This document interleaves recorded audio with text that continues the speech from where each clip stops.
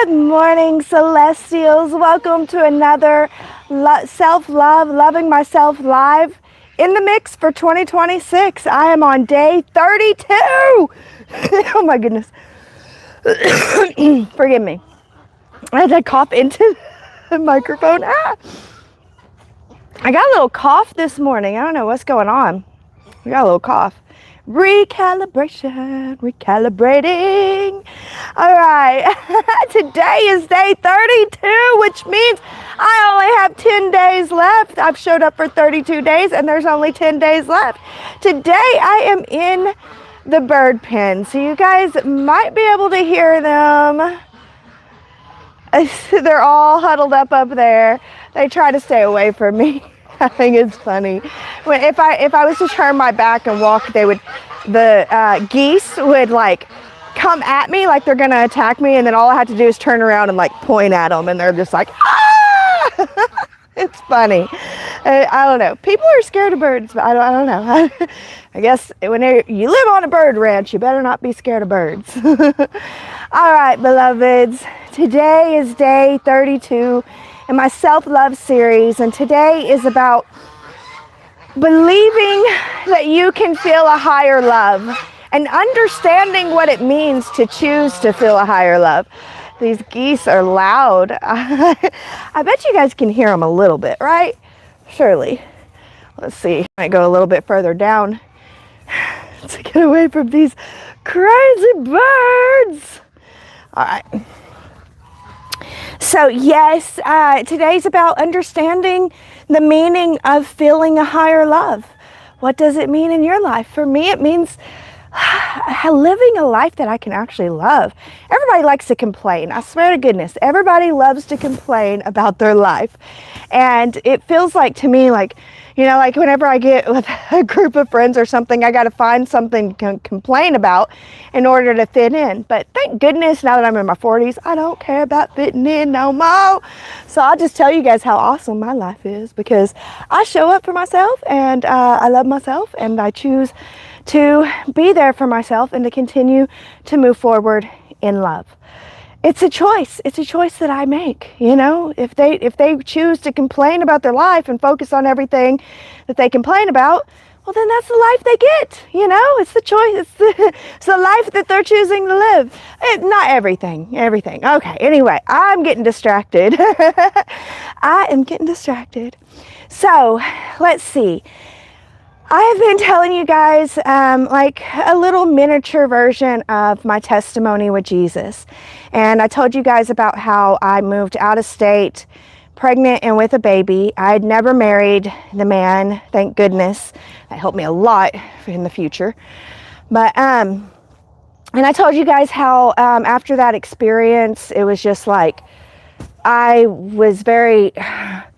did not like Christianity at all. I still loved Jesus. I still loved God. My prayer life came back. My prayer life had left because I thought, you know, God couldn't hear me, you know, but now I'm like, well, you know, I don't believe in that Christianity crap no more, so I'm going to believe that I can have a prayer life with God. And I brought my prayer life back. I did study Hinduism under a wonderful Hindu teacher from India, a wonderful lady. And I studied a little bit of Wicca and witchcraft. I wasn't into that very much. And I studied the paganism the paganism of celebrating the seasons. And I was really into that. And that's how I was going to raise my kids. Hello, good morning. I hope that you are allowing yourself to feel the love today. And you're believing in a higher love, because a higher love is possible for you if you believe.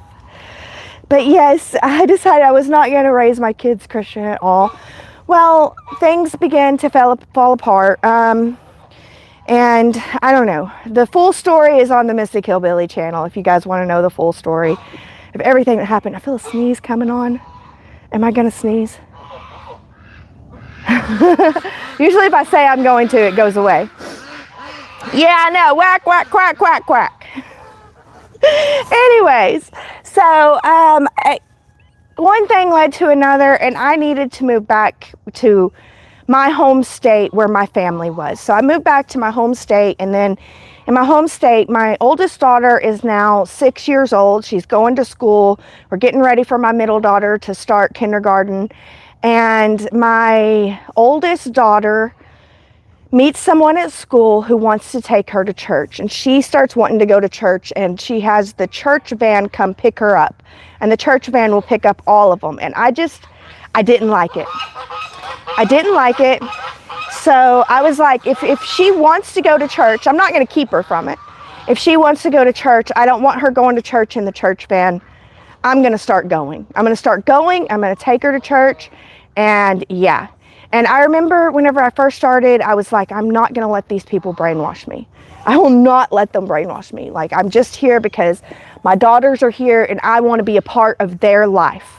And whatever they're doing, I want to be a part of it. So I started going to church, and listen, I went to church as someone hating Christianity. No one's behind me. There's no people. There's no people. No people around. But I went to church just wanting to be there for my children, right? And I've always believed in Jesus. I've always believed in the historical Jesus. I didn't necessarily go back to church believing Jesus as my Savior. I was kind of past that at that point. And I was like, I'm not going to let them brainwash me and stuff like that. And pretty much immediately, as soon as I started going to the church, they were just like, we're so glad you're here. We need you to teach a Sunday school class. Like, I didn't pass go. I didn't collect $200. I just rolled the dice and said, hey, I'm in this game. And they were like, great, you're in charge of all this stuff. And I'm like, this did not help me like Christianity any better, because they literally should have known that they're like talking to a pagan, that they're talking to someone who I didn't live by their standards, and they wanted me to teach their kids. Like, that was insane to me. It was insane to me, but I did it. And I actually enjoyed it.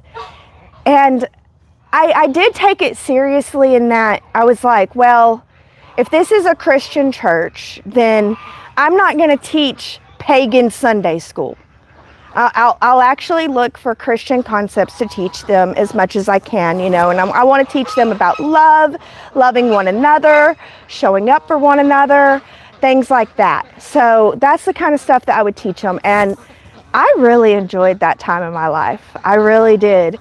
And then there was a period of time where during that time, I would call it like the satanic panic of Hollywood. You know, it was like all on YouTube. You could go and you can see like how the singers and Hollywood people and the movies and the music videos are just all full of Satan.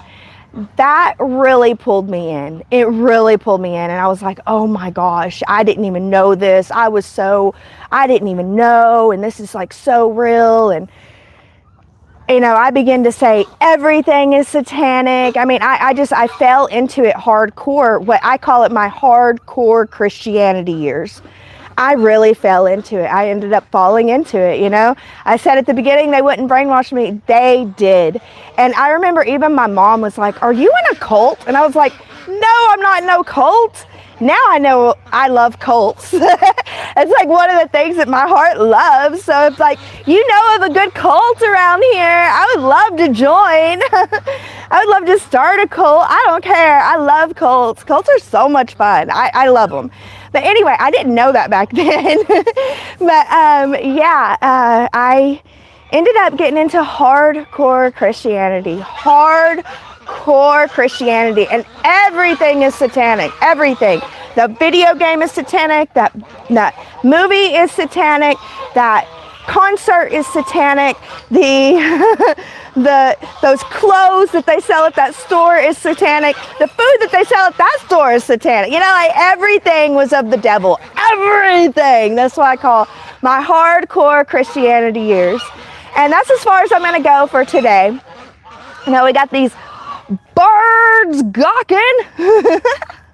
That's what's behind me is the birds. But yeah, that's where I'm going to finish with today.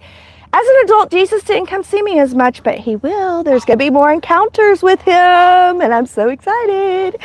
So yeah, I did have adult encounters with Jesus that are coming up, but for now, let's just stop there. I moved into a hardcore Christianity.